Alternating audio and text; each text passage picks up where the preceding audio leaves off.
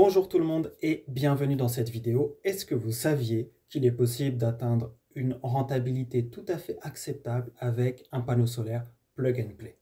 On va voir tout ça aujourd'hui. On va parler des panneaux solaires plug and play, des avantages, des inconvénients. On va voir aussi la définition, le fonctionnement et on va faire un comparatif avec une installation solaire classique, ce qui va nous permettre aussi d'aborder le choix du bon modèle pour vous. Et ça, on va en parler tout au long de cette vidéo.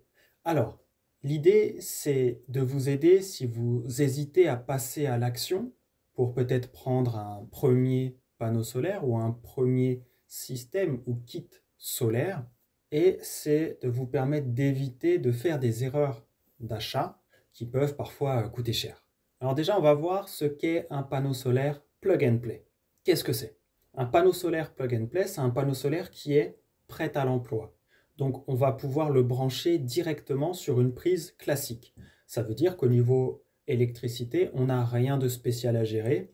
Il faut acheter un bon panneau solaire plug and play pour ne pas avoir de soucis. Il faut vérifier que son installation électrique n'est pas vétuste et ne date pas d'il y a 300 ans. Enfin, 300 ans, j'abuse un peu, mais vous voyez l'idée. Et sinon, à part ça, normalement, ça se passe bien. Et c'est très simple. L'idée, c'est toujours la même. On va convertir de l'énergie solaire en électricité. Et là, on va pouvoir alimenter directement les appareils de son logement grâce à l'électricité qui est produite par notre ou nos panneaux solaires plug and play. Ce qu'il faut savoir en électricité, c'est un des principes de base, c'est que l'électricité est consommée au plus proche. Ça veut dire que si vous êtes connecté au réseau avec votre logement, l'électricité, elle vient de relativement loin. Donc si vous avez des panneaux solaires branchés en plug and play, par exemple un panneau solaire branché en plug and play, et que votre logement consomme 600 watts, et que votre panneau solaire, il produit 300 watts, eh bien, votre logement, il va aller chercher ces 600 watts en allant déjà à la source la plus proche, donc ce qui est produit par votre panneau solaire qui est à côté de votre logement, greffé à votre logement directement, et ensuite il va aller chercher ce qui lui manque dans le réseau. Donc ça vous permet de consommer moins d'électricité du réseau et donc de payer moins au réseau, puisque l'électricité du réseau, vous la payez au kilowattheure. Donc ça, c'est vraiment le fonctionnement de base d'un système plug and play, donc c'est assez simple. L'installation, elle est simplifiée, il n'y a pas besoin d'onduleurs séparés, ni de gros travaux. Donc, on n'a même pas besoin de faire un trou dans un mur. Si vous avez une prise à l'extérieur, vous pouvez brancher sur votre prise à l'extérieur si elle est en bon état, si elle n'est pas cassée. Et puis, vous avez même des systèmes plug and play avec des câbles qui peuvent passer sous les fenêtres. Donc, on appelle ça des câbles passe-fenêtre. Je vous mettrai en description tout ce dont je vous parle ici, avec des bons câbles passe-fenêtre que vous pouvez utiliser et différents panneaux plug and play qui sont à l'heure actuelle rentables, et je vais mettre ça à jour. C'est pour ça que je ne vous parle pas d'un modèle en particulier ici. L'idée, c'est vraiment de faire vivre cette description et de l'adapter aussi en fonction des commentaires que je vais pouvoir avoir et des retours que vous allez me faire. Parce que je sais que vous êtes de plus en plus nombreux à me contacter sur LinkedIn, enfin vous êtes déjà quelques-uns, et je sais qu'au fur et à mesure du développement de la chaîne, vous serez de plus en plus nombreux. Donc vous pouvez retrouver mon LinkedIn dans les liens sur la page de ma chaîne YouTube, et vous pouvez me contacter là-bas. Si vous avez un retour à me faire, que vous avez testé un produit qui fait de l'énergie solaire, un panneau solaire typiquement, n'hésitez pas, je suis preneur de tous vos retours. Ça m'intéresse d'en savoir plus sur vraiment quel est le retour des gens qui utilisent les différents produits sur le marché à l'heure actuelle. Donc je vais vous citer 3 grandes marques. Je ne vous dis pas que ce sont les moins chères ou les meilleures. Je ne dis pas que ce ne sont pas les moins chères et pas les meilleures non plus. Donc les 3 grandes marques aujourd'hui, ça va être connu en France. Ça va être EcoFlow, BIM Energy et Sunology. Mais ce sont 3 marques. Peut-être que dans 5 ans, ce seront 3 autres marques qui seront à la mode et bien reconnues en France. Ou peut-être pas. On verra. Donc c'est juste pour que vous puissiez faire des recherches par vous-même. Si vous voulez un point d'entrée, commencez par une base solide avec des marques qui sont connues et reconnues, de qualité, en tout cas reconnues comme étant de qualité par le plus grand nombre. vous pouvez peut-être commencer vos recherches par là si ça ne vous intéresse pas d'aller checker ce que j'ai mis en description. Alors comment ça fonctionne? Au niveau des branchements et de l'installation d'un système, d'un panneau solaire plug and play, ça se branche sur une prise standard. Il n'y a aucune intervention professionnelle qui ne soit requise, donc ça c'est plutôt cool. C'est compatible avec le réseau électrique si votre réseau électrique est standard aussi. Donc ça vous permet de faire de l'autoconsommation. Donc ça veut dire quoi? Ça veut dire que ça injecte directement l'énergie produite par le panneau solaire dans votre circuit domestique. Donc l'autoconsommation, c'est sympa. Et puis, si vous ne dépassez pas ce que vous consommez, il n'y a même pas d'injection qui est faite sur le réseau, il n'y a pas de surplus qui va ailleurs, etc. Et il est quand même peu probable que vous ayez des excès de production d'énergie avec des panneaux solaires plug and play, mais ça, on va y revenir au fur et à mesure. Et si vous en avez, vous pouvez faire des déclarations qui correspondent à ça. Et il n'y a pas de souci particulier, juste il faut faire les bonnes déclarations. Si vous savez quelles déclarations il faut faire, n'hésitez pas à les mettre en commentaire. Moi, je vais peut-être vous faire aussi, vous mettre 2-3 infos légales en description. Je dis peut-être parce que les lois changent souvent. Donc, je vais voir si je le fais tout de suite ou si j'attends un peu. Parce que là, il y a des nouveautés qui sont en cours. Mais globalement, au pire, sinon, vous venez me poser des questions sur LinkedIn et je vous réponds avec plaisir. Bon, après, si vous me posez des questions pendant 3 heures, peut-être qu'il faudra planifier un vrai rendez-vous.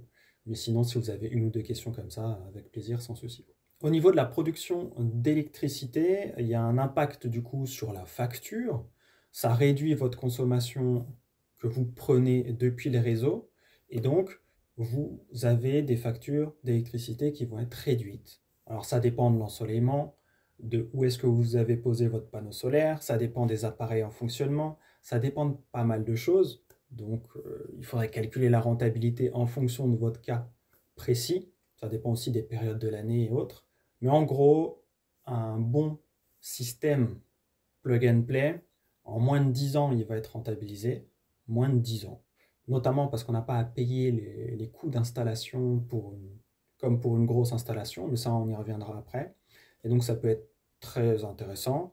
Vous n'avez pas forcément besoin de batterie. Les batteries, ça coûte cher dans le solaire.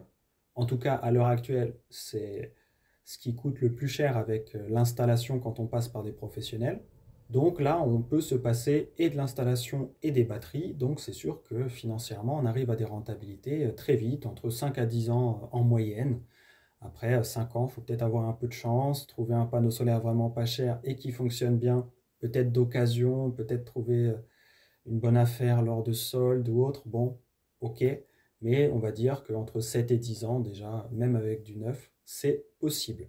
Et vu que le prix des panneaux solaires baisse depuis des années et des années, si ça continue comme ça, on va avoir une rentabilité de plus en plus rapide, surtout que les prix de l'électricité, globalement, ça monte année après année. On peut se retrouver certaines années à avoir une baisse des tarifs, ça peut arriver, on l'a vu en France récemment, mais globalement, on sait qu'on est plutôt sur une croissance et une montée des prix, surtout si on regarde sur 5 ou 10 ans, là on voit que ça avance. Alors, on va continuer et on va parler maintenant des avantages pour pouvoir parler ensuite des inconvénients des panneaux plug and play. Alors, les avantages, c'est simple d'installation.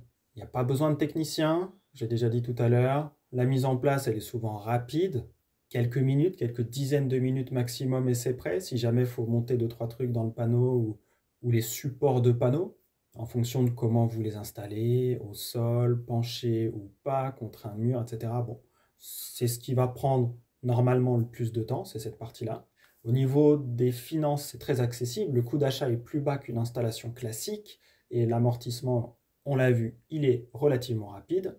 C'est flexible au sens où c'est facile à déplacer et on a la possibilité d'ajouter de nouveaux panneaux ou d'en enlever en fonction des besoins qu'on a et de notre situation. Alors, facile à déplacer parce qu'on peut le déplacer facilement sur nos extérieurs de logement, mais parce qu'il suffit de brancher à une prise et puis après le reste c'est mobile. C'est pas greffé à une toiture. Alors ça a des inconvénients aussi peut-être, mais ça a cet avantage-là. Et ensuite, si vous êtes locataire et que vous changez de logement, vous pouvez prendre votre système plug and play et l'emmener avec vous dans votre nouveau logement. Donc ça, c'est plutôt sympa. Alors, location ou achat d'une nouvelle maison ou d'un nouveau logement, ça marche pareil. Vous avez même des systèmes plug and play où vous avez des panneaux solaires de balcon. Donc ça, il y a des choses intéressantes. Je vais voir si j'en trouve un bien, je vous le mets en description de la vidéo aussi. Et puis, dernier avantage, ce sont les économies d'énergie et l'autonomie partielle. Donc ça diminue la dépendance au réseau, d'avoir un peu de production électrique grâce à des panneaux solaires. Et puis, forcément, ça réduit la facture d'électricité. Alors maintenant, il y a des inconvénients et il y a des limitations. Donc déjà, la production, elle est limitée.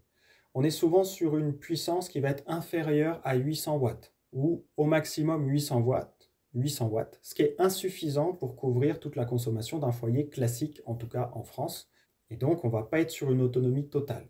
On ne peut pas avoir le beurre et l'argent du beurre. Donc, il y a une logique là-dedans. Alors, il y a une rentabilité réelle qui dépend de l'ensoleillement, de la consommation du foyer et du prix de l'électricité. Donc, il y a ces variations-là, mais ça, on les a aussi dans une installation un peu plus classique sur des toits d'une plus grande ampleur. Il y a des contraintes réglementaires, donc ça, je vous laisse mettre les détails en description, en commentaire pour ceux qui connaissent, mais globalement, normalement, on est censé déclarer, il y a une déclaration, il me semble, obligatoire maintenant, si on injecte sur le réseau, notamment, et puis il faut respecter les limitations de puissance de ces systèmes plug and play, et ça, ces limitations, elles varient en fonction des pays, souvent aux alentours de 800 watts. Et il y a des risques potentiels, ça c'est le dernier inconvénient, donc il faut regarder la compatibilité avec certains compteurs, notamment les vieux compteurs. Il y a des risques qui peuvent être liés à l'installation électrique, toujours, donc des risques de surchauffe, de disjonction. Si jamais il y a eu des malfaçons dans votre installation électrique, même si elle est récente, il peut y avoir des problèmes, donc ça, les malfaçons, si on ne sait pas, on ne sait pas, mais il faut faire attention à ça. Donc ça peut être pas bête de faire intervenir un électricien pour tout vérifier, etc., si vous ne l'avez pas déjà fait. Mais après, si vous avez une installation relativement récente, qui date d'après 2005, globalement, normalement, hein, c'est jamais sûr à 100%, mais normalement, ça devrait aller pour des kits plug and play sans trop de problèmes, quoi. Voire même sans problème du tout. Alors, si on compare les panneaux solaires plug and play et les installations classiques, qu'est-ce que ça donne? On voit qu'il y a un coût initial et long terme qui vont être différents. Les plug and play vont être moins chers à l'achat, mais la rentabilité, elle va être plus faible à long terme. En tout cas, si on regarde la rentabilité juste des panneaux. Parce que la plupart du temps, on va pouvoir acheter les panneaux en plus grande quantité quand on va faire une installation sur un toit. On est souvent à plus de 800 watts. Enfin, c'est rare de faire du 800 watts ou moins sur un toit. Je ne sais même pas si ça existe d'ailleurs. Donc, normalement, on fait des économies d'échelle sur l'achat des panneaux solaires, déjà. Après, si on fait l'installation soi-même, du coup, on fait des économies. Maintenant, si on paye un installateur, une société professionnelle qui vient installer, on peut faire exploser le prix. Et donc, au final, on s'y retrouve pas forcément, surtout si on vient ajouter de la batterie pour compléter cette installation sur le toit. Bon, donc l'un dans l'autre, on n'est pas forcément mal loti avec la rentabilité des systèmes plug and play. On est surtout limité par, sur la production qu'on peut avoir. Au niveau de l'adaptabilité, c'est vraiment idéal si vous êtes locataire et que vous n'avez pas la possibilité de faire de travaux chez vous, du coup. C'est très intéressant pour les besoins modestes aussi. Et c'est intéressant si vous voulez démarrer dans le solaire. Ça peut vous faire un premier pas. Mais c'est vrai que si vous voulez une autonomie au niveau de votre logement, c'est pas forcément fait pour. À part abaisser drastiquement sa consommation d'électricité. Donc ça, il faut voir. En été, beaucoup y arriveraient. En hiver, c'est déjà un peu plus compliqué. Et 800 watts, c'est vraiment très très limitant. Donc voilà, déjà un sèche-cheveux, souvent ça consomme plus. Une machine à laver, souvent ça consomme plus aussi. Donc il faudrait vraiment tout regarder ces appareils-là, et les supprimer ou les remplacer par des moins énergivores. Bon, ce sera un autre travail, mais ce n'est pas le but de cette vidéo, donc je ne vais pas être plus long là-dessus. Alors pour qui c'est vraiment intéressant? Si vous êtes locataire, ça peut être vraiment intéressant. Si vous avez un foyer qui a une consommation modérée, comme on vient de voir, ça peut être super intéressant. On peut même s'approcher de l'autonomie, en tout cas quand il y a de la production électrique. Pour les personnes qui veulent tester le solaire sans faire un gros investissement, c'est génial, parce qu'on est souvent sur quelques centaines d'euros. Après, les situations où c'est pas optimal, ça va être si vous avez une forte consommation et que vous voulez vraiment baisser fortement votre facture, il faudra probablement pas partir sur du plug and play, mais plus sur une installation plus conséquente.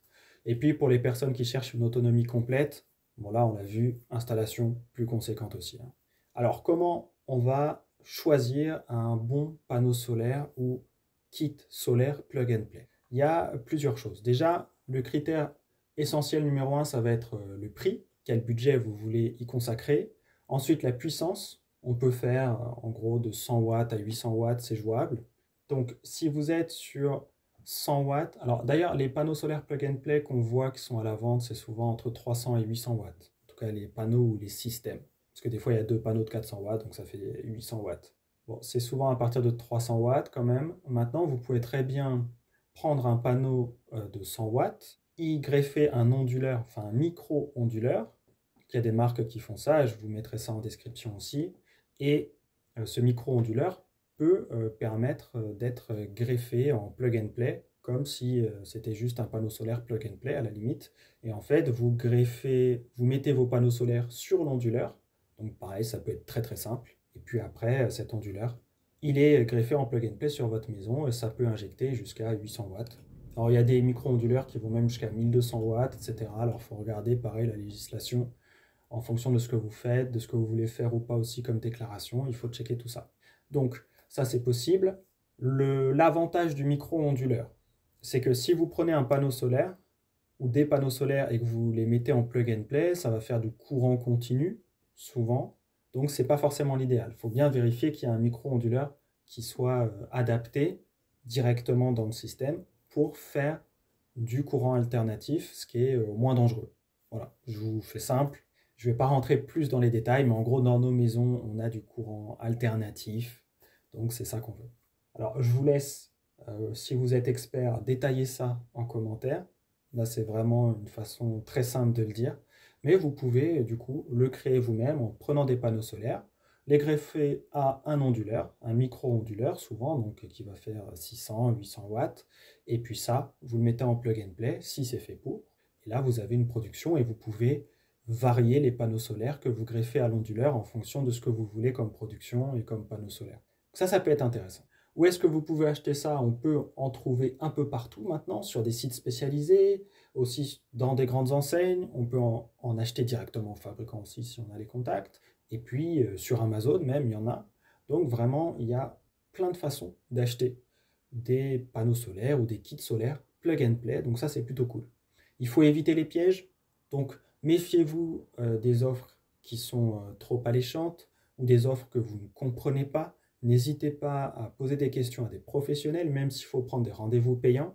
Si vous payez 50, 100 ou même 200 euros pour un rendez-vous et que ça vous évite de perdre des centaines ou des milliers d'euros, bon, c'est rentable, vous voyez l'idée. Vérifiez les certifications, que ce soit compatible avec les normes de votre pays. Donc en France, il y a les normes européennes notamment. Et puis vérifiez la compatibilité avec votre installation électrique, notamment si vous avez un doute ou si vous ne savez pas, ça peut être bien de vérifier. Alors, je vous ai mis un quiz en description avec des questions sur les panneaux solaires. Ça vous permet de tester un peu vos connaissances. Si vous voulez vous rassurer avant un premier achat solaire, faites ce quiz, vérifiez que vous arrivez à bien réussir ce quiz. Si vous avez des questions par rapport à ce quiz, contactez-moi sur LinkedIn aussi. Et puis, une fois que vous avez vérifié ça, c'est parti pour un premier achat solaire si vous avez envie. Si vous avez des questions, je suis là également. Donc ça peut être important aussi pour vous. Le lien du quiz est sous la vidéo.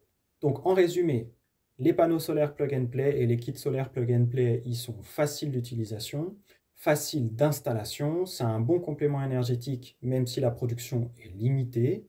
On peut avoir une bonne rentabilité en moins d'une dizaine d'années et on peut faire des économies sur ses factures d'électricité, surtout que le prix de l'électricité a plutôt tendance à monter. Donc pour moi, c'est intéressant notamment pour démarrer dans le solaire sans prendre trop de risques financiers. Maintenant, ça ne va pas être une solution miracle, notamment si vous voulez devenir complètement autonome. Bon, ça va demander d'autres choses. Sur ce, prenez soin de vous et je vous dis à très vite dans d'autres vidéos. Ciao, ciao.